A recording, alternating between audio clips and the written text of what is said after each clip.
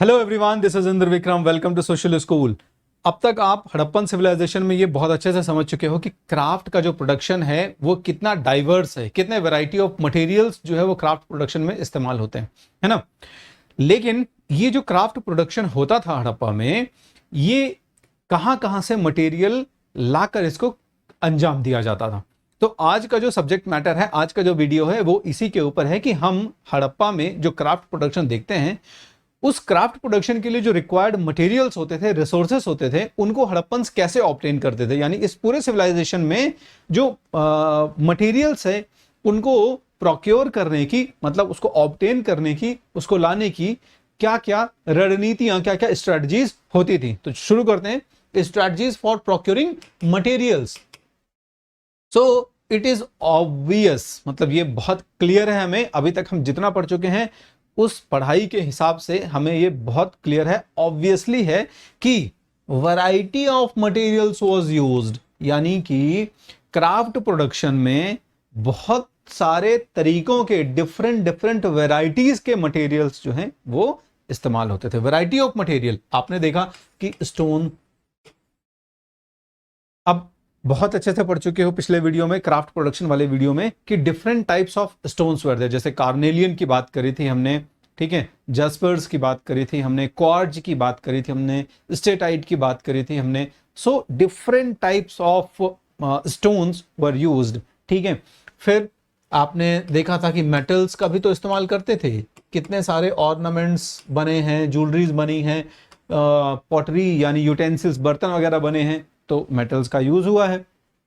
अब आपने देखा कौन कौन सी तीन मेटल्स का बेसिकली इस्तेमाल किया इन लोगों ने। सबसे ज्यादा कॉपर का इस्तेमाल किया, आपने देखा ब्रॉन्ज का यहां पर यूज हुआ है, ठीक है। आपने देखा गोल्ड, कई जगह पर आपको गोल्ड मिलते हैं। So these are the three metals that were used by the Harappan people. अब ये सारी जो चीजें हो गई, ये बड़े पैमाने पर यूज हुई हैं। कहां से आती थी ये पूरा आप डिटेल में अभी जैसे जैसे हम वीडियो में आगे बढ़ेंगे वैसे वैसे समझते चले जाओगे, ठीक है। तो प्रोडक्शन हो गया, ये बहुत अच्छे से समझ आ गया। अब प्रोडक्शन के लिए क्राफ्ट का रॉ मटेरियल ले आते हैं। तो कुछ कुछ रॉ मटेरियल, जैसे कि मैं क्ले की बात करूं, अब कुछ कुछ चीजें क्ले की बनती हैं, मिट्टी की बनती हैं, बड़ा सिंपल।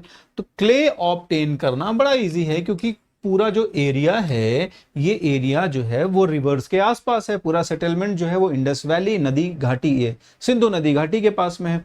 तो इंडस वैली के कॉस्ट पे होने की वजह से, बैंक मतलब ज्यादातर साइट्स के रिवर बैंक में होने की वजह से यहां पर क्ले बहुत इजीली मिल रही है। तो क्ले वॉज इजिली अवेलेबल, मतलब कुछ कुछ जो मटेरियल्स हैं वो तो बहुत आसानी से मिल जाते थे, लोकली अवेलेबल होते थे, ठीक है।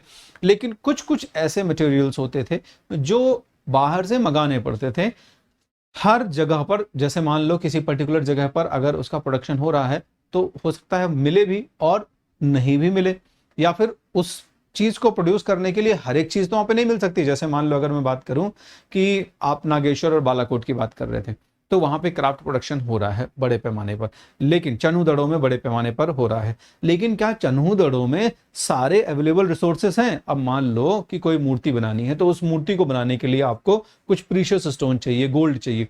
तो गोल्ड के डिपॉजिट्स तो है नहीं चन्हूदड़ों में, वो कहीं बाहर से मंगाने पड़ेंगे। इसलिए बहुत सारा ऐसा रॉ मटेरियल है, रिसोर्स है, जिसको आपको बाहर से मंगाना पड़ेगा। So many such as clay के तो बहुत इजीली मिलने के प्रमाण मिलते हैं, लेकिन कुछ कुछ चीजें हैं जैसे कि पत्थर, कीमती पत्थर हो गए। अब ये जितने भी कीमती पत्थरों के नाम अभी आपने सुने, वो सारे कीमती पत्थर चन्हूदड़ों में तो मिलेंगे नहीं आपको, या किसी पर्टिकुलर एक साइट में तो मिलेंगे नहीं आपको, आपको डिफरेंट डिफरेंट एरिया से लाने पड़ेंगे। तो स्टोन हो गया, लकड़ी हो गया। लकड़ी ऐसा नहीं है कि मिल नहीं रही है, लेकिन हो सकता है कि अच्छी क्वालिटी की लकड़ी हर जगह पर एबंडेंस ना हो, उतनी ज्यादा बहुतायत मात्रा में ना मिल रही हो। तो ये बात ये नहीं है कहने का मतलब कि आप हड़प्पा या पूरे इंडस वैली सिविलाइजेशन के सेटलमेंट को छोड़कर कहीं बाहर जाओ।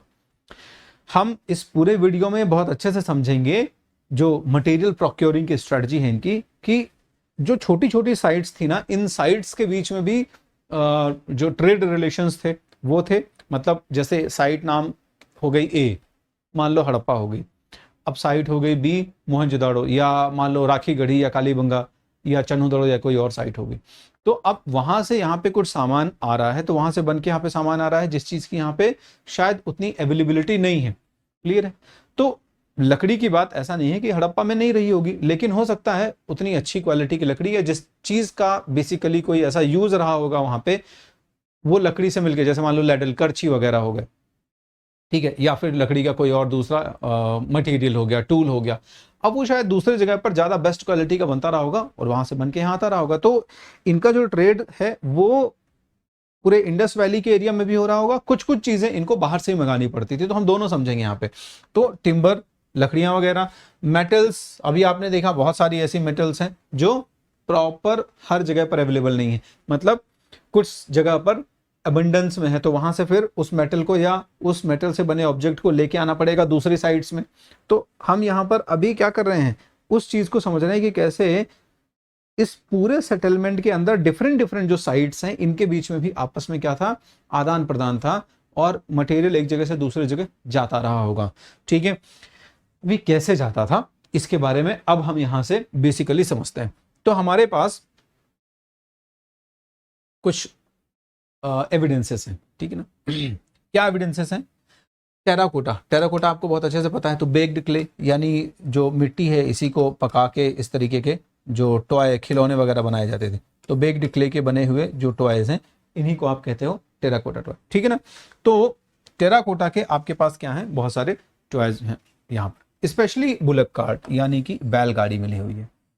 तो वो चीजें हैं जो हम इस एलुवियल एरिया से बाहर से, एलुवियल एरिया के बाहर से मंगा रहे हैं, उनमें बुलक कार्ट हमें ये एविडेंस देता है कि वो शायद एक मीन्स ऑफ ट्रांसपोर्ट रहा होगा, यानी कि जो परिवहन का साधन कह दूं मैं इसे हिंदी में बहुत अच्छे से, तो आपको समझ आ जाएगा। मीन्स ऑफ ट्रांसपोर्ट यानी परिवहन का साधन रहा होगा। ऑलराइट, सो बुलक कार्ट सजेस्ट करता है हमें कि this was one of the important means of tradition. ये आप यहाँ पर जो इमेज है वो भी देख सकते हो, तो बहुत अच्छे से आपको समझ आ जाएगा।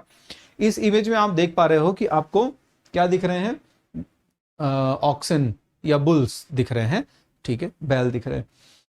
ये बुलक कार्ट है, इसमें कुछ सामान जो है वो लोडेड है। तो ये बड़ा सिंपली इंडिकेट करता है हमें कि एक जगह से दूसरे जगह पर सामान लाने ले जाने के लिए बुलक कार्ट्स का इस्तेमाल किया गया होगा, ठीक है।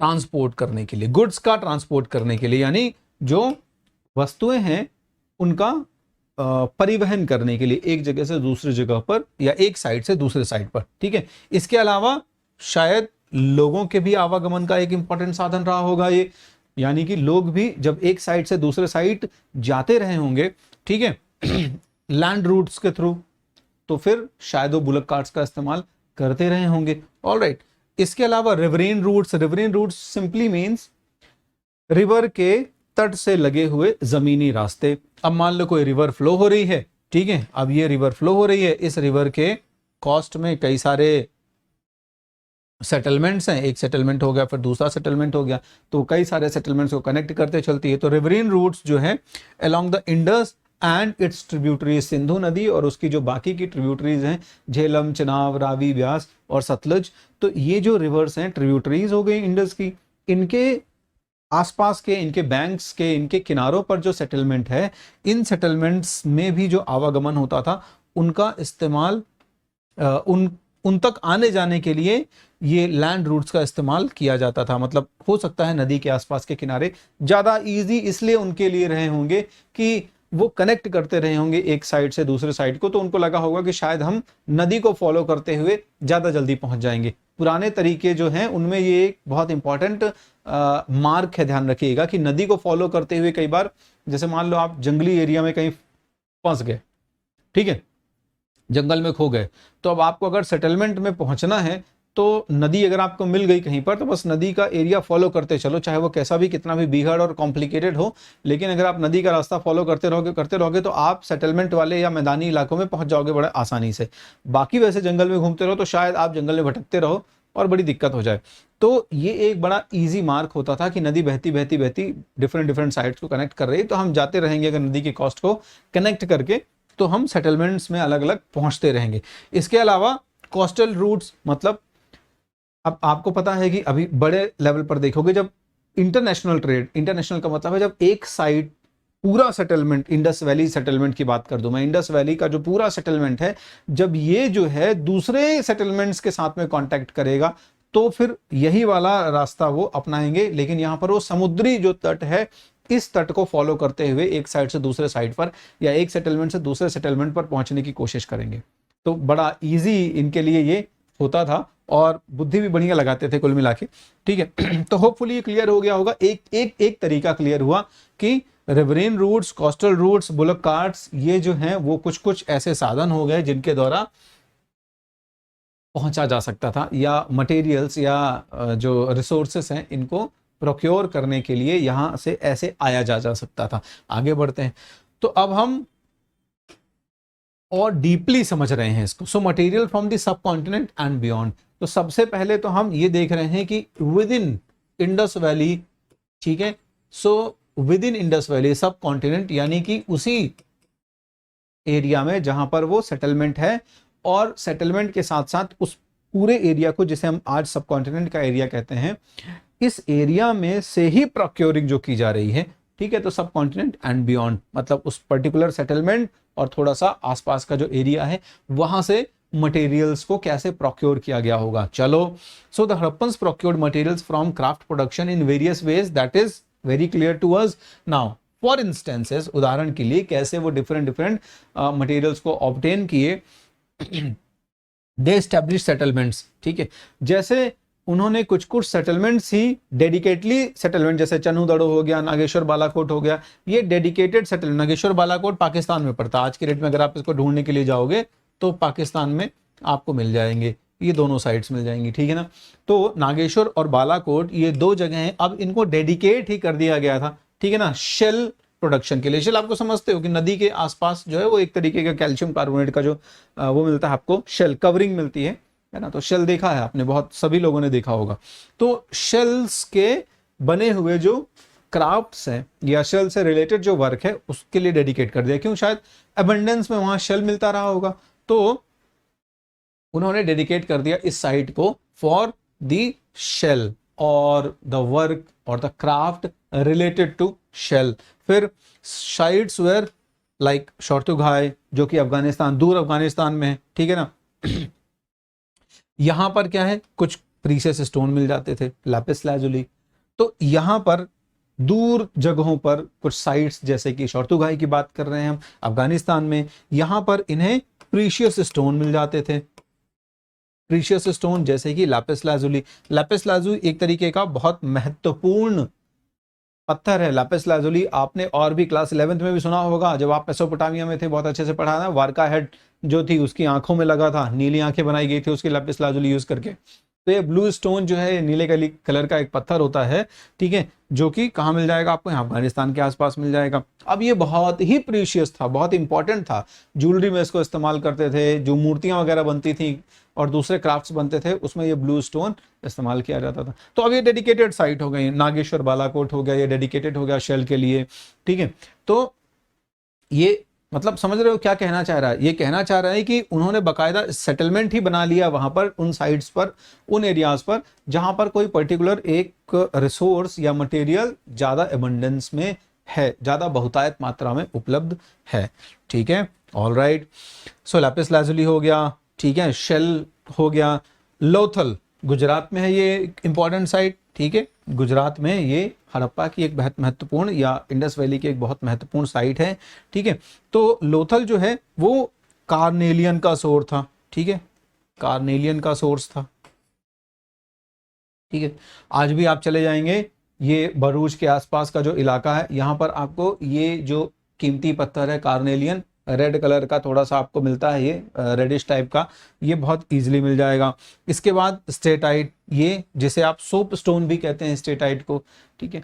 तो ये राजस्थान के इलाकों से आपको इजीली मिल जाता था, साउदर्न राजस्थान का जो इलाका है यहाँ से, ठीक है, और नॉर्दर्न गुजरात, क्योंकि बहुत कुछ कनेक्ट होता है वहाँ पे, ठीक है। आपको यहाँ का रेगिस्तान उधर भी थोड़ा बहुत मिल जाएगा।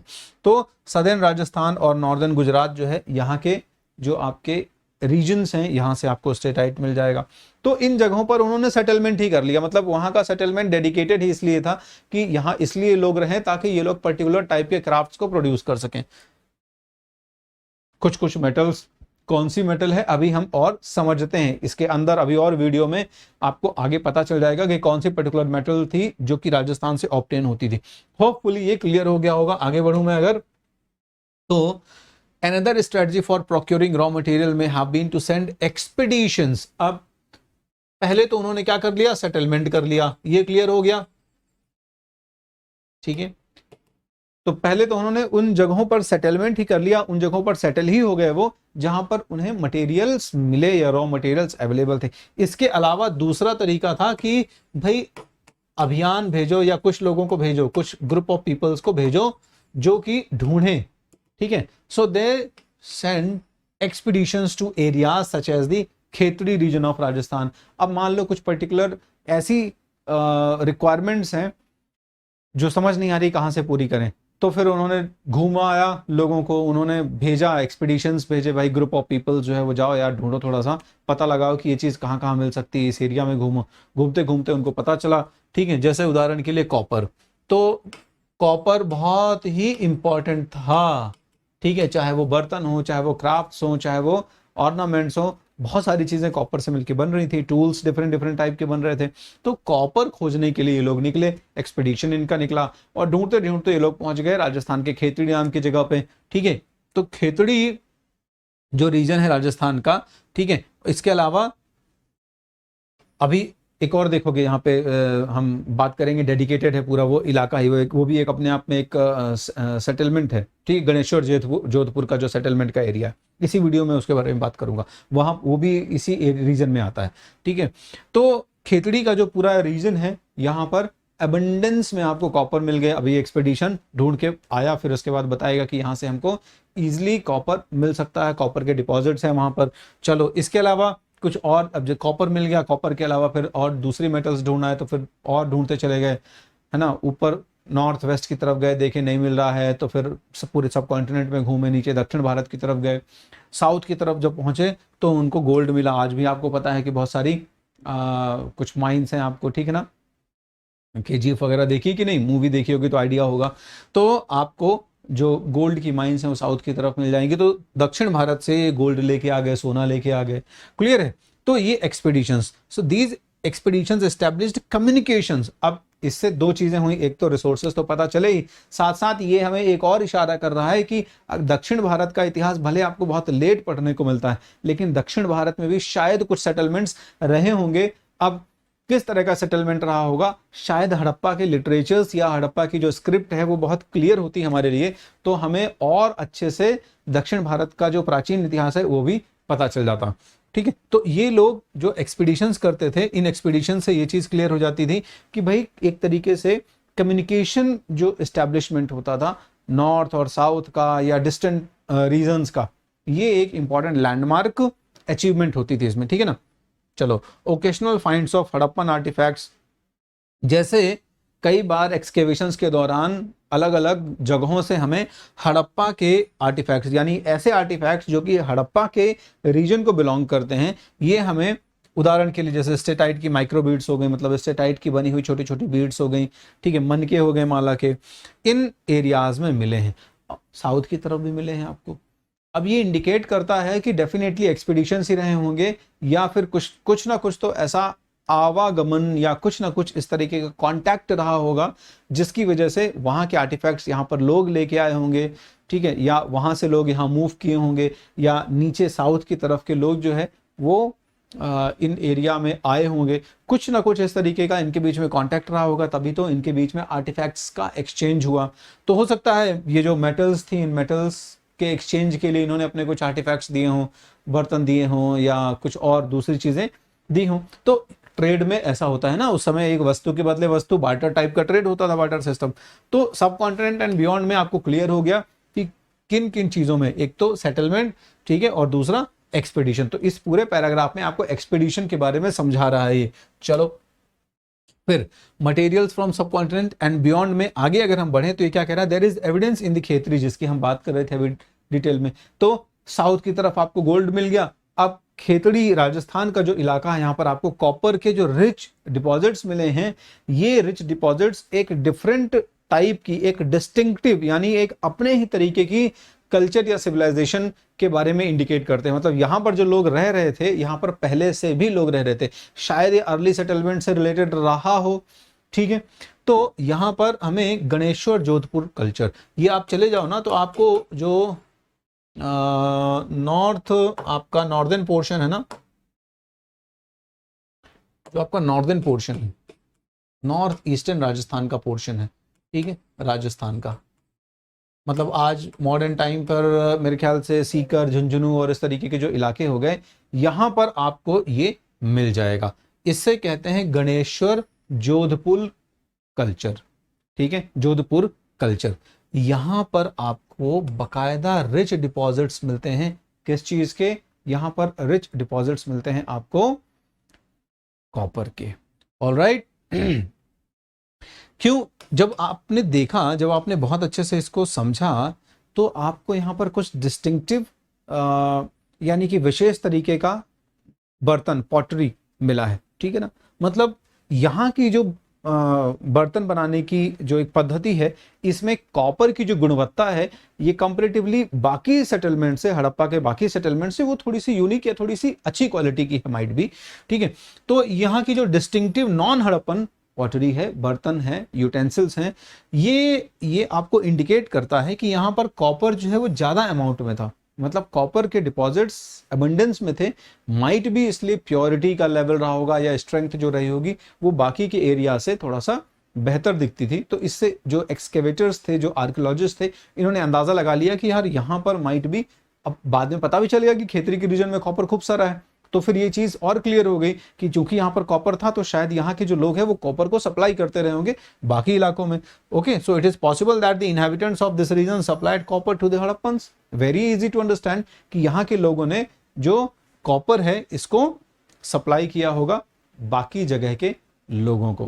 क्लियर है? चलिए आगे बढ़ता हूं मैं।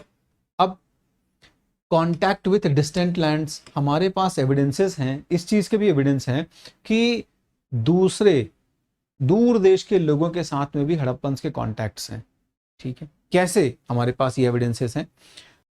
काफी सारा जो मटेरियल है वो कहां से आ रहा है, प्रोक्योर कहां से कर रहे हैं, वो डिस्टेंट लैंड से कर रहे हैं। मतलब काफी सारी जो लिंकेज बन रही हैं वो नई नई लिंकेजेस बन रही हैं, ठीक है। अब डिस्टेंट लैंड्स कौन कौन से थे जहां से ये सामग्री आई होगी, ठीक है। तो recent archaeological findings suggest that copper was also probably brought from Oman, ठीक है। चलो, तो एक तो हमें जो मिल रहा है कॉपर वो कहां से मिल गया? खेतरी रीजन से मिल गया। तो राजस्थान का जो खेतरी रीजन है, डेजर्ट वाला इलाका, यहां से हमें सफिशिएंट अमाउंट में कॉपर के एविडेंसेस मिल गए। लेकिन इसके अलावा हड़प्पा में कुछ ऐसी चीजें मिली हैं, कुछ ऐसे आर्टिफैक्ट्स मिले हैं जिनमें जो कॉपर खेतरी रीजन से ऑब्टेन हुआ है, इसकी क्वालिटी डिफरेंट मिल रही है, और उस हड़प्पा के आर्टिफैक्ट में जो कॉपर क्वालिटी है वो दूसरी है। तो हमारे पास एविडेंसेस हैं। आप देखो, आर्कियोलॉजिस्ट जो हैं ये लोग एक्सकेवेशंस कई कई जगह पे कर रहे हैं। इंडिया में तो यहाँ पे एक्सकेवेशंस हुए ही हैं, इसके अलावा आपके मेसोपोटामिया में एक्सकेवेशंस हो चुके हैं, अरेबियन वाले इलाके में एक्सकेवेशंस हो चुके हैं। वहाँ के एक्सपीरियंसेस इनके पास हैं, वहाँ की रिपोर्ट्स इनके पास हैं, वहाँ के जो आर्टिफैक्ट्स मिले हैं, वहाँ जो मिनरल्स मेटल्स मिली हैं, उनके सारे जो क्वालिटीज़ हैं, उनकी रिपोर्ट्स पूरा जो है वो डॉक्यूमेंटेड है। तो जब यहाँ पर आर्कियोलॉजिकल फाइंडिंग्स जो हैं मिल रही हैं, वो आर्कियोलॉजिकल फाइंडिंग्स थोड़ा सा दूसरे तरफ की इशारा, मतलब दूसरे तरफ के डिस्टेंट लैंड से कांटेक्ट होने का इशारा कर रही हैं। तो बड़ा इजी हो गया इनके लिए वो कनेक्ट करना, इन हिस्टोरियन से आर्कियोलॉजिस्ट के लिए ये इजी हो गया कनेक्ट करना, ठीक है। तो इन्होंने देखा कि कॉपर जो है वो खेतरी के अलावा ओमान से भी आया है। अब ओमान कहां पर है? ओमान देखो, सदर्न ईस्ट अरेबियन पेनिनसुला, कोई बहुत मुश्किल नहीं है, आप आसानी से जा सकते हो, ठीक है। तो अगर आप देखोगे तो अभी मैं आपको मैप दिखाऊंगा, ठीक है ना। तो मैप आप देखोगे तो आपको माइट भी इसी में, ये देखो तो ये अरेबियन सी का एरिया है, और अरेबियन ये अभी समझते समझते आगे बढ़ेंगे, बट मैप दिखाना इसलिए मैं आ गया। तो अरेबियन सी का एरिया है, यहां से आप, कोई बहुत बड़ी बात नहीं आपके लिए अरेबियन पेनिनसुला को टच करना, ठीक है। ये इस तरीके से आप पर्शियन गल्फ से टच कर जाओगे, ठीक है। तो इस तरीके से ये बहुत ईजी था आपके लिए, मतलब हड़प्पन्स के लिए ये बहुत ईजी था। कोस्टल रूट को फॉलो किया होगा उन्होंने, और कोस्टल रूट को फॉलो करते करते वो लोग पहुंच गए होंगे बड़े इजीली। ठीक है, अब वहां पर जब पहुंचे होंगे तो उनको पता चला होगा यहाँ पे भी कॉपर मिलता है यार, तो चलो कुछ चीज़ों का एक्सचेंज कर लेते हैं। ठीक है, या फिर हो सकता है ओमान के लोगों ने इनसे कांटेक्ट किया होगा किसी चीज़ के लिए। ठीक है, तो फिर उनको बदले में कुछ देना रहा होगा, तो क्या दें, तो चलो कॉपर हमारे यहाँ से ले लो। तो कुछ ना कुछ तो इस तरीके से एक्सचेंजेस हुए थे। अब ये और पुख्ता कैसे हुए, ये जो प्रमाण मिल रहे हैं, ये जो एविडेंसेस मिल रहे हैं, ये और पुख्ता कैसे हुए और स्ट्रेंथन कैसे हुए, वो हुआ ये कि इनको ये पता चल गया कि जो कॉपर मिला हुआ है, ये कॉपर जो है वो यहाँ का नहीं है, वो कहाँ का है, ओमान का है। उसकी केमिकल एनालिसिस करी, कैसे समझ गए वो कि ओमान का ही कॉपर है, पर्टिकुलरली ओमान का जो कॉपर है। अब हड़प्पा में जो आर्टिफैक्ट मिला था, उदाहरण के लिए मान लो हड़प्पा में बनी हुई कोई मूर्ति मिल गई, कुछ बर्तन मिल गया, कोई ऑर्नामेंट मिल गया, वो कॉपर का बना हुआ है। अब ये जो ऑर्नामेंट या आर्टिफैक्ट, कोई भी चीज जो हड़प्पा से प्राप्त हुई है, इसमें कॉपर है, बट इस कॉपर की जो केमिकल प्रॉपर्टीज हैं, इनका जब केमिकल एनालिसिस किया गया तो वो डिफरेंट है। कैसे डिफरेंट है, वो खेतड़ी रीजन में जो कॉपर मिल रहा है इससे थोड़ा सा अलग है। ओमान के कॉपर में निकल के ट्रेसेस हैं, यानी निकल की मात्रा मिली है। अब निकल की जो निकल भी एक तरीके का मेटल है, तो निकल के जो एविडेंसेस मिल रहे हैं आपको कहां पर, ओमान के कॉपर में, वो खेतड़ी के कॉपर में नहीं मिल रहे हैं। मतलब थोड़ा सा क्वांटिटी या कॉन्स्टिट्यूएंट्स में उसका डिफरेंस हो सकता है। ठीक है, तो ये जो मैंने कहा अभी की जो मेमोरी में बात फीड है एक तरीके से, मतलब चूंकि जो आर्कियोलॉजिस्ट हैं वो डिफरेंट डिफरेंट जगह पर एक्सकेवेशंस कर रहे हैं, उनके पास सारे डॉक्यूमेंटेड हैं चीजें, तो उनके दिमाग में समझ में आ गया, तुरंत उनको याद आ गई कि भाई ये जो निकल के ट्रेसेस हैं वो ओमान के कॉपर में हमें मिले हुए हैं। तो ये हो ना हो, हड़प्पा के लोग जो हैं इन्होंने ओमान से कॉपर मंगाया होगा।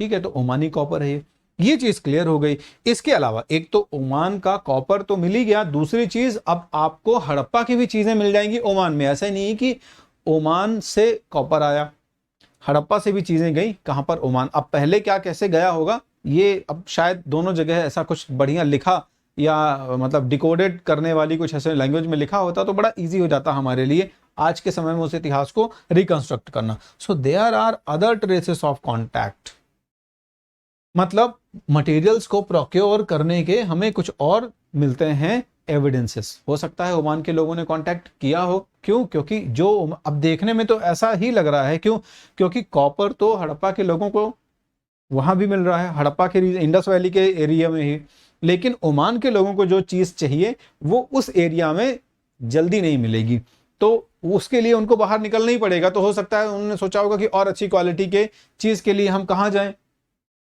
तो फिर वो इधर तरफ आ गए। और वो क्या चीज थी, हमें यहां पर एक डिस्टिंक्टिव टाइप का वेसल, एक बर्तन मिला है। वेसल का मतलब बर्तन नॉर्मली, ठीक है, तो एक बर्तन देखने को मिल रहा है आपको। आप बैकग्राउंड में एक इमेज देख रहे हो, बड़ा सुंदर सा आपको एक जार दिख रहा है, एक बर्तन दिख रहा है। हाँ, ये सुंदर सा ही है, मतलब अब इमेज में आपको ऐसे दिखेगा, लेकिन इसकी बनावट देखिए कितनी बेहतरीन बनावट है इसकी।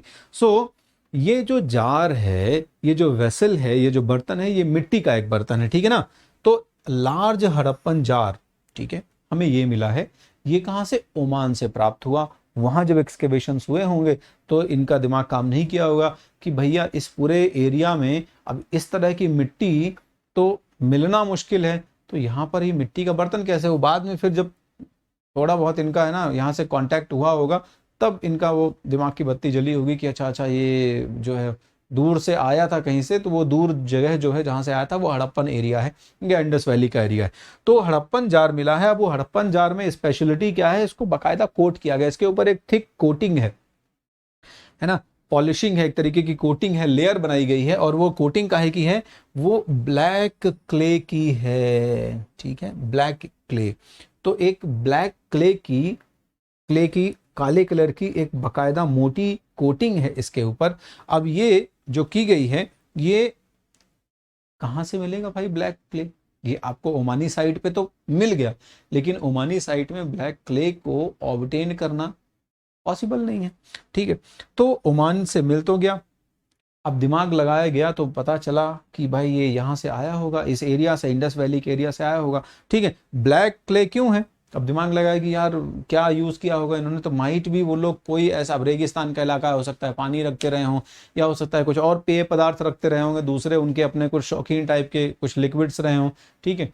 तो ये जो लिक्विड्स रखते थे ये लोग इन जार्स में, ठीक है ना, ये ब्लैक क्ले की कोटिंग जो होती थी वो पर्कोलेशन को प्रिवेंट करा। पर्कोलेशन तो आप लोगों ने पढ़ा हुआ होगा, है ना, मेरे ख्याल से 6वीं 7वीं 8वीं के विज्ञान में आपको ये पढ़ाया गया है। पर्कोलेशन कुछ है नहीं, मतलब एक तरीके से रिसना, पानी जो होता है किसी भी सरफेस से रिसेगा, पानी को जब आप कहीं डालेंगे तो पानी तो रुकेगा नहीं, जब मिट्टी में से भी वो रिसता है, लेकिन मिट्टी जो होती है वो पर्कोलेशन रेट को बहुत कम कर देती है बेसिकली। तो आप देखे होंगे कि जैसे घड़ा वगैरह भी होता है, उसमें से भी जब पानी निकलता है तो वो सरफेस पे आ जाता है, तो इवेपोरेशन को अलाउ कर देता है जो घड़ा होता है। तो मिट्टी में से पर्कोलेशन रेट जो होती है कंपैरेटिवली कम हो जाती है, ठीक है। मिट्टी के जो पार्टिकल्स हैं वो काफ़ी ज़्यादा मतलब उतना ईजिली वाटर पर्कोलेशन को अलाउ करते नहीं हैं। तो यहाँ पर ये जो ब्लैक क्ले की कोटिंग है ये इस पर्कोलेशन को प्रिवेंट करती थी, ध्यान रखिएगा, ठीक है। तो पर्कोलेशन को प्रिवेंट करती थी, तो माइट भी जो भी लिक्विड वो रखते थे इसमें वो ज़्यादा समय तक रहा रहता होगा। ठंडा पानी अगर उन्होंने रखने का प्लान किया होगा कि भाई पानी रख दें इसमें, तो शायद और ठंडा रहता रहा होगा, या और भी जो कोई मान लो उनका कुछ अपना कोई पेय पदार्थ रहा होगा, उस पेय पदार्थ को उनको रखना रहा होगा तो वो ईजिली पर्कुलेट नहीं होता रहा होगा। तो ये ब्लैक क्ले जो है ये हेल्प करती थी उनका बड़े लेवल पे, और उनको इनकी जरूरत पड़ती रही होगी जार्स की। अब ये जार्स इनको मिलते होंगे यहाँ से, तो वो कॉपर दे के जार्स को एक्सचेंज करते रहे होंगे, क्योंकि उसमें बार्टर सिस्टम चलता था, मतलब वस्तु का विनिमय चलता था, एक वस्तु को आप लो दूसरी वस्तु दो, इस तरीके से। तो हड़प्पन्स को भी उनको और जो है कॉपर थोड़ी सी अच्छी क्वालिटी का मिल जाता रहा होगा यहाँ पे। चलो we do not know what was carried in these vessels. अब ये थोड़ा सा यहाँ पर इतिहासकार अपना कंफ्यूजन एक्सप्रेस कर रहे हैं कि देखो भैया हमको नहीं पता 100% कि ओमानी लोग इन जार का बेसिकली करते क्या थे। We are not sure about it. कोई बड़ी बात नहीं है, क्योंकि इतिहासकारों ने इस चीज को अच्छे से लिखा नहीं है, मतलब ऐसा प्रॉपर डॉक्यूमेंटेड नहीं है कहीं पर। और अगर है भी, मान लो हड़प्पा के लोगों ने डॉक्यूमेंट किया भी होगा, तो दुर्भाग्य है कि हम हड़प्पा की जो लैंग्वेज है, जो स्क्रिप्ट है, उसको बहुत अच्छे से पढ़ नहीं सकते हैं, ठीक है। तो वी आर नॉट श्योर कि ओमानी लोग जो है वो क्या रखते थे यहाँ पे इनमें, ठीक है ना। बट ये तो श्योर हो गया जो मैंने आपको बताया कि it is possible that the Harappans exchange the contents of these vessels for Omani copper, ठीक है। यानी ओमान से कॉपर लेने के लिए हड़प्पा के लोग ये जार ओमान के लोगों को देते रहे होंगे और बदले में उनसे कॉपर लेते रहे होंगे। ये बात आपको क्लियर हो गई, तो आगे बढ़ जाओ फिर, ठीक है। कॉन्टैक्ट विथ डिस्टेंट लैंड्स में हम और समझते हैं कि मेसोपोटामियन जो टेक्स्ट्स हैं ये क्या करती हैं, ये आपको जब आप मेसोपोटामिया के टेक्स्ट की डेटिंग करते हो, जब पता लगाते हो कि ये कितने पुराने या कहाँ के हैं, किस किस जगह से इनको आप रिलेट कर सकते हो, तो जब आप मेसोपोटामियन टेक्स्ट को डेट करते हो, किस समय के टेक्स्ट को, 3rd मिलेनियम BCE, ठीक है। तो तीसरी सहस्त्राब्दी या शताब्दी जो BCE थी, 3rd मिलेनियम BCE जो है, इसके आसपास के आप जो मेसोपोटामियन टेक्स्ट हैं इनको जब आप डिकोड करते हो, इनको जब आप पढ़ते हो, तो इस समय के आपके मेसोपोटामियन टेक्स्ट जो है ये रेफर करते हैं copper coming from a region called Magan, ठीक है ना। तो अब यहां से हमें पता चल रहा है, ध्यान रखना, ठीक है। यानी ये जो कॉपर है, ये कॉपर ना सिर्फ कहां जा रहा है, इंडस वैली की तरफ जा रहा है, ठीक है, और यही कॉपर किधर जा रहा है, ओमान की तरफ भी जा रहा है। तो हमें उस जमाने में ओमान का एक दूसरा नाम जो है वो समझ आता है, जिसका नाम है मगन। तो मेसोपोटामिया के लोगों ने ये लिखा है कि यार हमारा जो कॉपर है, वहां पर भी आपने पढ़ा था क्लास 11th में, बहुत अच्छे से याद होना चाहिए आपको, कि मेसोपोटामिया में रीजन्स जो थे वहां पर मिनरल्स की या मेटल्स की कमी थी। भाई वहां पर कॉपर्स के बहुत सारी चीज़ों का यूज़ था, लेकिन कॉपर इजीली अवेलेबल नहीं था, तो कॉपर बाहर से ही लेके आते थे। Movements into goods and cities वाला जो पूरा सब आपने चैप्टर क्लास 11th में पढ़े हुए हैं, बहुत अच्छे से नहीं पढ़े हैं तो क्लास 11th के वीडियोज़ अवेलेबल हैं, देख लो तो क्लियर हो जाएगा, ठीक है। तो जो कॉपर आता था मेसोपोटामिया में, वो मगन नाम के क्षेत्र से आता था, और मगन बेसिकली ओमान का ही नाम था, ध्यान रखना, क्लियर है। और यही जो मेसोपोटामिया में आपको कॉपर की क्वालिटी मिली है, यही कॉपर क्वालिटी आपको हड़प्पा, या मैं कह दूं कि हड़प्पा में जो कॉपर की क्वालिटी है वही कॉपर क्वालिटी हाँ मेसोपोटामिया में, यहां पर भी निकल के ट्रेसेस मिल रहे हैं। ठीक है, तो enough copper found at Mesopotamian site also contain traces of निकल। यहां पर भी आपको जो मिल रहा है कॉपर का टाइप मैं कह दूं, या जो कॉपर के मेटल्स में, कॉपर के मतलब ऑर्नामेंट्स या कॉपर के टूल्स मिल रहे हैं या कॉपर के दूसरे आर्टिफैक्ट्स मिल रहे हैं, इनमें भी निकल की मात्रा मिल रही है, ट्रेसेस मिल रहे हैं।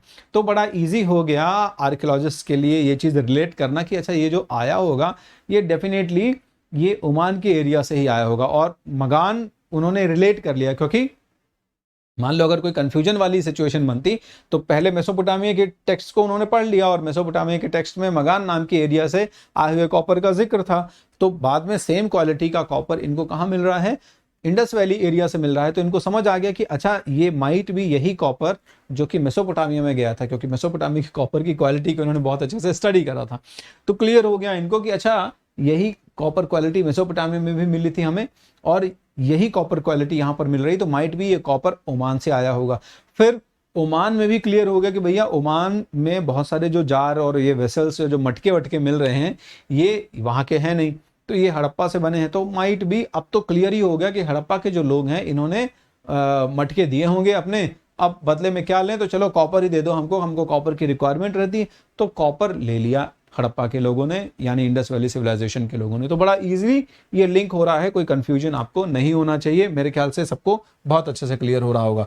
Other archaeological finds suggestive of long distance contact include Harappan seals, weights, dice and beads. इसके अलावा एक तो आपको मटका, जार, घड़ा ये तो मिल ही रहा है, लेकिन यही नहीं, इसके अलावा ये जो दूसरी साइट्स हैं आपकी, मेसोपोटामिया की साइट हो गई, मगान यानी ओमान की साइट हो गई, इजिप्ट की साइट हो गई, इन साइट से आपको बड़े पैमाने पर हड़प्पा की बनी हुई सील्स, मोहरें मिली हैं। मेसोपोटामिया में आपको जो सील, अभी मैं बात करूंगा ठीक है नेक्स्ट पैराग्राफ में, तो मेसोपोटामिया में जो सील मिल रही है इसमें कुछ कुछ ऐसे ऑब्जेक्ट्स बने हुए हैं जो कि हड़प्पा से रिलेट करते हैं। वेट, जो भार के लिए या वेट के लिए, मेजरमेंट के लिए ये लोग चीज़ें इस्तेमाल करते थे या बनाते थे, यही यूनिट्स आपको दूसरी जगह देखने को मिल जाएंगी। डाइस यानी एंटरटेनमेंट के लिए डाइस वगैरह जो खेलते थे, ये इसके भी प्रमाण मिल जाएंगे। बीड्स, मनके, सेम मनके या सेम क्वालिटी जो यहाँ पर बन रही है हड़प्पा में, इंडस वैली सिविलाइजेशन में, यही आपको कहाँ देखने को मिल जाएगी, आपको मेसोपोटामिया में देखने को मिल जाएगी, मगान में देखने को मिल जाएगी। तो ये कोई बहुत मुश्किल नहीं है, क्योंकि जो कॉन्स्टिट्यूएंट है, जिन चीज़ों से मिलके बना हुआ है, जो क्वालिटी है और जहाँ से सोर्स ऑफ ओरिजिन है उसका, उसको ट्रेस कर लिया, उसको समझ लिया, जिस जगह पर मिल रहा है वहां पर वो चीज़ नहीं मिलती है, उसके कॉन्स्टिट्यूएंट्स नहीं अवेलेबल है, इसका साफ मतलब है कि वहां से आया होगा ये। तो बड़ा इजी है इसको समझ पाना। चलो अब हम इसी कॉन्टैक्ट विद डिस्टेंट लैंड में आगे समझते हैं। ये आप मैप में, अभी थोड़ी देर पहले आपको मैंने मैप दिखाया भी था, अब इसी मैप से रिलेटेड बहुत सारी चीज़ें हैं, इसलिए यहाँ पर मैप के थ्रू आप समझ भी लोगे। मतलब ये दिखाने का सिर्फ मतलब ये है कि कैसे कोस्टल रूट का यूज करके इन लोगों ने कम्युनिकेशन एस्टैब्लिश करे होंगे। तो इसी कॉन्टेक्स्ट में, यानी कि हड़प्पा के डिस्टेंट लैंड्स में जो कॉन्टेक्ट हैं, इसी कॉन्टेक्स्ट में हम आगे और पढ़ रहे हैं। मेसोपोटामियन टेक्स्ट में कुछ कॉन्टेक्ट्स हैं, कुछ कुछ चीजें मेंशन हैं। क्या मेंशन करते हैं ये लोग मेंशन करते हैं एक नाम। क्या नाम मेंशन किया है मेसोपोटामिया के लोगों ने? दिलमन। ठीक है, अब ये जो दिलमन नाम इन्होंने मेंशन करा है मेसोपोटामिया के टेक्स्ट में, ये लिखा हुआ है। बहुत अच्छी चीज, कम से कम हमारे फेवर में ये है कि मेसोपोटामिया जो है वो हड़प्पा की तरह उसके साथ ट्रेजेडी नहीं है। मेसोपोटामिया में आज भी कल्चर, यानी अगर आप देखोगे तो कॉन्टिन्यूएशन में है। जैसे हड़प्पा में बीच में एक गैप क्रिएट हो जाता है, एक डार्क पीरियड क्रिएट हो जाता है, और वो एक डाउट क्रिएट कर देता है कि एक्चुअली हड़प्पन्स खत्म कैसे हुए।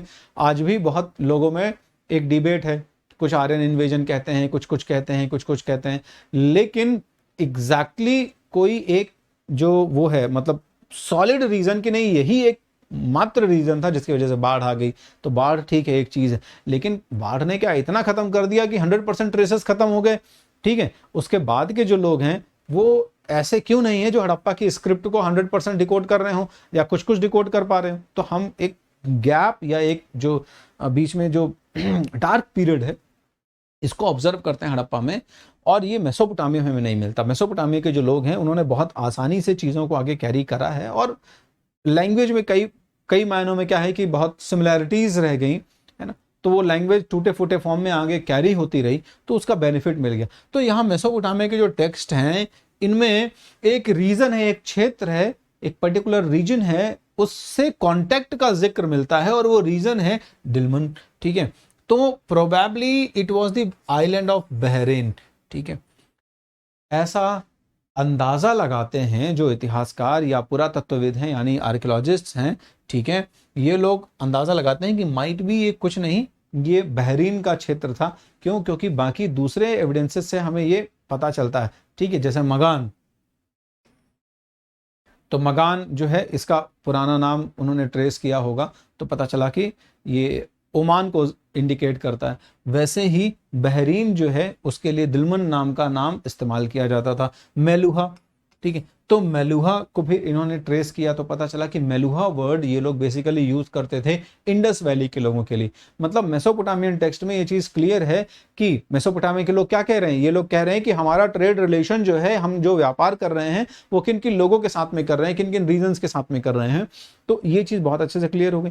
फिर अब इसको रिलेट करना बाकी रहेगा, तो रिलेट किया उन्होंने, तो रीजन्स को आइडेंटिफाई कर लिया कि अच्छा जो दिलमन का क्षेत्र है मतलब आज का मॉडर्न बहरीन का इलाका हो गया, मगान मतलब आज का मॉडर्न ओमान का इलाका हो गया, Meluha so these are basically the Indus people, ये इंडस क्षेत्र के लोग थे जिनके साथ हमने क्षेत्र में व्यापार किया। चलो, they mention the products from Meluha. अब ये लोग आगे बताते हैं कि कैसे हमने कौन कौन सी चीजें जो है वो मेलुहा के लोगों से, Meluha is the another name for the Indus valley, you can see, ध्यान रखना यहाँ पे। ठीक है, तो मेलुहा आइडेंटिकल वर्ड है इंडस वैली के लोगों के लिए। क्लियर है? चलो तो ये लोग यहाँ पर इंडिकेट कर रहे हैं, क्या इंडिकेट कर रहे हैं कि कौन कौन से ऑब्जेक्ट्स हैं। जैसे कार्नेलियन हो गया, तो कार्नेलियन एक रेड स्टोन है, प्रीशियस स्टोन है। लैपिस लाजुली हो गया, ब्लू स्टोन है, कॉपर है, गोल्ड है, और दूसरे वैरायटी के वुड्स हैं डिफरेंट डिफरेंट। यही चीजें क्लास 11 की एनसीईआरटी जब पढ़ी थी, यही चीजें मेसोपोटामिया के लोग मंगा रहे थे बाहर से, याद होगा आपको। अब वो यहां पर ये भी कंफर्म हो रहा है कि वो लोग मंगा रहे हैं। वो क्लास 11 की एनसीईआरटी में ये कंफर्म हो रहा था, यानी वहां पर आपको लिखा मिल गया था कि इन इन चीजों को वो लोग बाहर से मंगाते थे। तो मेसोपोटामियन टेक्स्ट क्या कह रहा है कि हम लोग मेलुहा से कुछ प्रोडक्ट्स जो है वो मंगा रहे हैं। ठीक है, इंपोर्ट कर रहे हैं। क्या क्या इंपोर्ट कर रहे हैं? कार्नेलियन है, लैपिस लाजुली है, कॉपर है, गोल्ड है, और दूसरे वैरायटी के डिफरेंट डिफरेंट वुड है, लकड़ियां हैं, जो कि हम मेलुहा के रीजन से ऑब्टेन कर रहे हैं। ध्यान रखना। इसके अलावा और बड़ी मतलब बड़े डिटेल में मेसोपोटामिया के जो टेक्स्ट हैं इनमें ट्रेड रिलेटेड चीजों के बारे में डिस्क्रिप्शन है। इसके अलावा कुछ कुछ कल्चरल टाइज का भी हमें यहाँ पर एविडेंस मिल जाता है। कैसे कल्चरल टाइज? कुछ कुछ चीजों के बारे में जिक्र करते हैं मेसोपोटामिया के लोग। जैसे मेसोपोटामिया में एक मिथ है, मान लो एक पोयम तरीके की है, या कुछ कुछ विशेष हैं जो मेसोपोटामिया के लोग मेलुहा के लोगों के लिए एक्सप्रेस करते हैं। ठीक है, अब ये क्या है? ये माइट भी वहां के लोग आए होंगे यहाँ पे, उनको कुछ कुछ चीजें अच्छी लग गई होंगी। ठीक है, उनमें से एक पक्षी का जिक्र आता है, हजा बर्ड। ठीक है, तो वो लोग एक ऐसा मैथोलॉजिकल विश टाइप की है ना, कुछ सेइंग्स हैं, ऐसा प्रोवर्ब टाइप का कुछ ऐसा उन्होंने इस्तेमाल किया है, लिखा है अपने टैबलेट्स में, जो मेसोपोटामिया के टैबलेट्स हैं उनमें। क्या कहते हैं वो? मे your bird be the haja bird. ठीक है, आपका ये जो पक्षी है हजा बर्ड है। अब ये बेसिकली क्या है, हजा का मतलब, और किस लिए ये यूज करते थे टर्म, ये थोड़ा सा क्लियर नहीं यहाँ पे। तो वो ये कहते हैं may your bird be the haja bird, may its call be heard in the royal palace. अब इसका क्या मीनिंग हो सकता है? इसके एग्जैक्ट मीनिंग तो थोड़ा सा आपको मेसोपोटामिया के लोगों को पकड़ना पड़ेगा, उस जमाने के हड़प्पा का कोई जिंदा मिल जाए तो। बट इसका जो पॉसिबल मीनिंग हो सकता है वो, इसको पढ़ने पे ये लग रहा है कि कुछ एक अच्छी टाइप की विश है, पॉजिटिव टाइप की फीलिंग आ रही है। क्यों? क्योंकि मे your bird be the haja bird. ठीक है, अब हजा माइट भी उनका भी कुछ ऐसा कोई पक्षी रहा होगा, ठीक है, जो शायद अच्छा बोलता रहा होगा। तो इसको जब हिस्टोरियंस ने रिलेट करा तो उन्होंने कहा कि यार ये शायद हजा बर्ड वर्ड जो है वो यूज कर रहे हैं पेकॉक के लिए। क्यों? क्योंकि मोर को बोलते आप लोगों ने सुना होगा, मोर थोड़ा सा ऐसा पक्षी है जो ज्यादातर सिविलियंस या सिविलाइजेशन या सेटलमेंट्स के बीच में, तो इंसानों के बीच में रहने वाला, प्लस मोर एक ऐसा पक्षी है जो थोड़ा सा जब बोलता है तो सुनने में भी बड़ा अच्छा लगता है। ठीक है, तो पुराने टाइम पे भी जो है मोर वगैरह जो रॉयल चीफ या जो किंग्स होते थे अपने पैलेसेस में, रखते थे, पालते थे, ठीक है। और जब ये बोलता था तो थोड़ा सा वो एक है ना, एक अच्छा साउंड करता था, पॉजिटिविटी साउंड करता था। तो ये माइट भी उसको इंडिकेट करते हुए कह रहे होंगे कि जब मोर बोलेगा, आपका हज़ा बर्ड बोलेगा, तो उसकी आवाज़ हमारे रॉयल पैलेस में सुनाई दे। May its call be heard in the royal palace, यानी हमारे जो पैलेस हैं वहां पर भी सुनाई दे। तो may be it was a kind of wish और द गुडविल गेस्चर, ठीक है, कि किस तरीके से आपके यहाँ अगर पक्षी बोलता है तो वो उसकी आवाज़ आ जाए, पैलेसेस में गूंजे, है ना, यहाँ तक सुनाई दे। तो ये एक might be it was a kind of cultural tie. तो होपफुली ये आपको क्लियर हो गया होगा कि किस तरीके से इनके बीच में यहाँ पर ट्रेड है। आगे बढ़ जाते हैं हम। It is likely that communication with Oman, Bahrain और Mesopotamia was by sea. Obviously not likely. मेरे ख्याल से ये obviously ही कहना चाहिए। क्यों? क्योंकि land route was not that much rich, ठीक है, that much rich का मतलब कहने का कि उतना ज्यादा माइट भी लैंड रूट उतना प्रेफर नहीं करते। अब हो सकता है प्रेफर करते भी रहे हो, तो थोड़ा सा यहां पर हम इसको सीक्रेट रख सकते हैं, मतलब पता नहीं है एग्जैक्टली, कहने का मतलब मेरा यह है कि क्लियरिटी ही नहीं है, तो वो सीक्रेट ही हो जाएगा हमारे लिए। ऐसा कहीं पर लिखा भी नहीं है कुछ ऐसा, उसके बारे में एलैबोरेट है भी नहीं, एक्सप्लेनेशन भी नहीं है, तो रेफरेंसेस नहीं है, तो इतिहास का वो हिस्सा राज ही रख देते हैं हम, वो राज में ही चला गया, ठीक है। तो इट इज लाइकली, ऐसा आसान है हमारे लिए फिगर आउट करना कि ये जो कम्युनिकेशन रहा होगा इनके बीच में, तो ये इमेज देख के हमारे समझ में आता है कि ये जो कम्युनिकेशन रहा होगा ओमान के बीच में, ठीक है, इधर गल्फ कंट्रीज के बीच में, और ये मेसोपोटामिया का रीजन हो गया ये वाला, तो मेसोपोटामिया और ये इंडस के लोगों के बीच में, तो ये ज्यादातर समुद्र के द्वारा ही रहा होगा, सी के द्वारा ही रहा होगा, ठीक है। क्यों? क्योंकि लैंड रूट बड़ा कॉम्प्लिकेटेड है, यहां पर इजिली एक्सेसिबल नहीं है, तो इसलिए ये यहां पर समुद्र के रास्ते इजिली ट्रेड करते रहे होंगे। और आगे जाके जब आप देखोगे तो सिल्क रूट भी है, वो भी सिल्क रूट जो है उसको फिर यहां से कवर करेगा, थोड़ा सा सी रूट को भी कवर करेगा ना। तो इस तरीके से हो सकता है कि नहीं, ज्यादातर जो चांसेस हैं वो समुद्री रास्ते के द्वारा व्यापार या संपर्क साधा गया होगा। Mesopotamian text refers Meluhha as a land of seafarers. इसके अलावा ये एक और जो पक्ष है, एक और साइड है जो कि क्लियर करता है इस बात को, वो ये कि मेसोपोटामिया में थोड़ा सा और क्लियर कर देते हैं वो लोग, वही लोग क्लियर कर पाते हैं ज्यादातर, ठीक है, हमारा ये वाला एस्पेक्ट। तो ये लोग क्या कहते हैं कि मेसोपोटामिया के मतलब इंडस वैली के लोगों के लिए वो लोग कहते हैं कि मेलुहन पीपल्स आर सी फेरर्स, यानी कि समुद्र में घूमने वाले लोग हैं वो लोग बेसिकली। तो ये समुद्र में घूमने वाले जो लोग हैं, इससे ये बात रिलेट होती है कि सी फेरर्स मतलब समुद्र में घूमने वाले लोग यही लोग हों। कौन? इंडस वैली के लोग, क्योंकि मेलुहा वर्ड इंडस वैली लोगों के लिए आइडेंटिकल है, ठीक है ना, आइडेंटिकल है। Besides we find depictions of ships and boats on seals. इसके अलावा यही बात जो मेसोपोटामिया के लोग कह रहे हैं, तो ये बात हमें और कंफर्म कहां से हो जाती है कि हमारे पास बहुत सारी ऐसी सील हैं, हमारे पास ऐसी बहुत सारी सील हैं जिन सील में आपको बोट बना हुआ मिला है, शिप बने हुए मिले हैं, ठीक है, जहाज बने हुए मिले हैं, नाव बने हुए मिले हैं। तो ये बात इंडिकेट करता है, बहुत क्लियर करता है कि मेसोपोटामिया के जो लोग हैं ये सही कह रहे हैं। या मैं कह दूं कि हड़प्पा के जो लोग हैं, ये लोग बेसिकली समुद्री यात्राएं बड़े व्यापक पैमाने पर करते थे और इस तरीके से समुद्री रास्तों के थ्रू ट्रेड रिलेशंस बनाते थे। तो होपफुली आपको ये जो पूरा स्ट्रेटजी वाला पोर्शन है कि how they were procuring materials, what kind of strategies they were opting, ये क्लियर हो गया होगा। इसी के साथ मैं गुड न्यूज देना शुरू करता हूं आपको, और ये गुड न्यूज जो है वो है प्राइस ड्रॉप अलर्ट। यानी कि आपको ये जो बैचेस अभी रिसेंटली शुरू हो रहे हैं, इन बैचेस में एक अच्छा खासा प्राइस ड्रॉप देखने को मिलेगा। मतलब it is a golden opportunity for you to enroll for the iconic and the plus subscription. अगर आप आइकनिक और प्लस सब्सक्रिप्शन में अभी इनरोल करना शुरू करते हैं तो यू कैन सी 15% का डिस्काउंट मिल जाएगा आपको प्लस में, और अगर आप आइकनिक सब्सक्रिप्शंस लेते हैं तो आपको 25% तक का डिस्काउंट मिल जाएगा, ठीक है।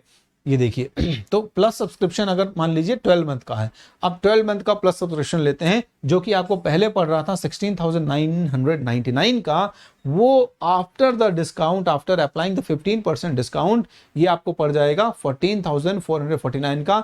मींस आपने फ्लैट 2,550 रुपए बचा लिए अपने, 2,550 रुपीज यू हैव सेव। अगर आप यही सब्सक्रिप्शन 24 महीने के लिए लेते हैं, मतलब आपने अपने 2 साल का एक पूरा प्लान ही ले लिया, एक बंडल ही ले लिया, तो ये आपको पड़ता है 21,999 का। मगर अब आफ्टर द डिस्काउंट ये आपको महज सिर्फ और सिर्फ 18,699 का पड़ेगा, यानी आपने 3,300 रुपए बचा लिए अपने। तो 3,300 rupees you have saved in the plus subscription for 24 months. I think this is the best deal for you. ठीक है, आइकनिक सब्सक्रिप्शन में अगर आप जाते हैं तो आइकनिक सब्सक्रिप्शन अगर आप 12 महीने का ले रहे थे तो आपको ये मिल रहा था 33,999 का, लेकिन after applying the 25% discount you will get this at the price of 25,049, 25,000 रुपए मिल जाएगा आपको, यानी आप अपना 8,350 रुपए बचा रहे हैं। ठीक है, और यही आइकनिक सब्सक्रिप्शन अगर आप 24 मंथ का लेते तो ये आपको पड़ता 50,999, यानी 51,000 रुपए के आसपास।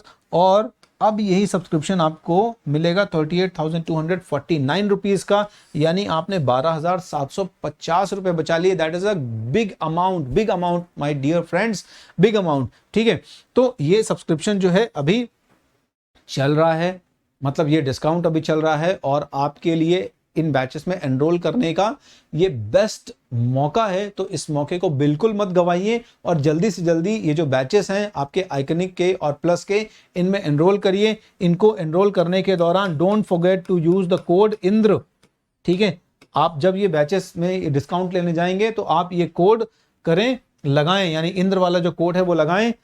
ये जो बैचेस हैं, इन बैचेस के बारे में बता दूं, यानी प्लस के प्लेटफॉर्म पर आपको डेडिकेटेड बैचेस मिल रहे हैं। किसके? क्लास 11th और 12th के। क्लास 11th का बैच है आपका इंसेप्शन, एंड क्लास 12th का जो बैच है आपका दैट इज विक्ट्री बैच। ठीक है, ये victory batch for CBSE class 12th student. क्या बेनिफिट मिलेंगे आपको अगर आप इन इंसेप्शन और विक्ट्री बैचेस में एडमिशन लेते हैं, इनको एनरोल करते हैं, तो आपको जो बेस्ट चीजें मिलेंगी वो real time interaction using chat and emojis, यानी कि आप अपने टीचर के साथ जब सीख रहे हैं, कुछ पढ़ रहे हैं, कुछ समझ रहे हैं, तो इंटरैक्ट होते हुए जैसा कि एक ऑफलाइन एक्सपीरियंस आपको मिलता है, कुछ उस तरीके का एक्सपीरियंस आप टीचर के साथ प्रॉपर इंटरैक्ट होते हुए पढ़ सकते हैं। ठीक है, इनफैक्ट जब आपको बहुत अच्छे से समझ में आ गया तो आपने एक टोकन ऑफ ग्रैटिट्यूड के तौर पर एक इमोजी भेज दिया सर को कि थम्स अप दिखा दिया है कि नहीं, सर बहुत अच्छा लगा आपका explanation. Then you can ask question using the question tab. आप क्वेश्चन टैब का इस्तेमाल करके अपने टीचर से, अपने फैकल्टी से अपने डाउट्स को बहुत इजीली पूछ सकते हो और रियल टाइम आपका डाउट रिजॉल्व हो जाएगा। Then live poll for the quiz. आपको टीचर आपसे कुछ पूछना चाह रहे हैं कि भाई कल हमने ये पढ़ाया था, अब हम आज चेक करेंगे, असेसमेंट करते हैं, तो देयर इज द इंटरैक्टिव वे। पोल है, अब पोल में एक बढ़िया सा तुरंत क्वेश्चन भेज दिया गरम गरम और आपने उसका आंसर दे दिया। आपको भी कॉन्फिडेंस जो है वो आ गया, आपका confidence level I mean boost हो गया कि हाँ मुझे आ रहा है, मैंने जो कल पढ़ा वो मैंने बहुत अच्छे से डाइजेस्ट भी कर लिया उसको। देन लीडर बोर्ड जनरेट होगा। उस लीडर बोर्ड के बाद आपके और आपके दोस्तों की लर्निंग्स कितनी कॉन्सोलिडेट है ये पता चल जाएगा, तो थोड़ा सा फन जो है वो इसमें और बढ़ जाएगा। The best thing is scholarship test. आप अपने पढ़ाई को फंड भी कर सकते हो। स्कॉलरशिप टेस्ट अटेम्प्ट करो। यहाँ पर आपने अगर बढ़िया से परफॉर्म किया आपको स्कॉलरशिप मिलेगी, जिससे आपकी पढ़ाई का आपका छोटा सा जो फाइनेंशियल एक वो है एस्पेक्ट वो और हल्का हो जाएगा, आपको और अच्छा लगेगा। ये सब भी आपको अवेल करना है तो you can use the code Indra. आप ये कोड यूज करें INDRA। जब भी आप बैचेस को एनरोल करने जाएं तो आप इंद्र कोड का जरूर इस्तेमाल करें, इससे आपको जो डिस्काउंट है वो मिलेगा। फिर आप हमसे कनेक्ट हो सकते हैं। आपको कनेक्ट होने के लिए ये टेलीग्राम का चैनल है, इसमें आपको बहुत सारे जो रिसोर्सेस हैं वो भी टाइमली मिलते रहेंगे। चलिए, इसके साथ साथ आज का जो प्रोक्योरिंग वाला टॉपिक था ये बहुत अच्छे से मैंने कवर कर दिया है आपके लिए। कोई डाउट नहीं रहेगा इसमें, बचेगा ही नहीं कोई डाउट जब आप इस वीडियो को पूरा देख लोगे। ठीक है, तो नेक्स्ट वाले टॉपिक के साथ मैं जल्दी से मिलता हूं। तब तक के लिए आप अपना ध्यान रखिए। मिलते हैं अगले टॉपिक में। Thank you.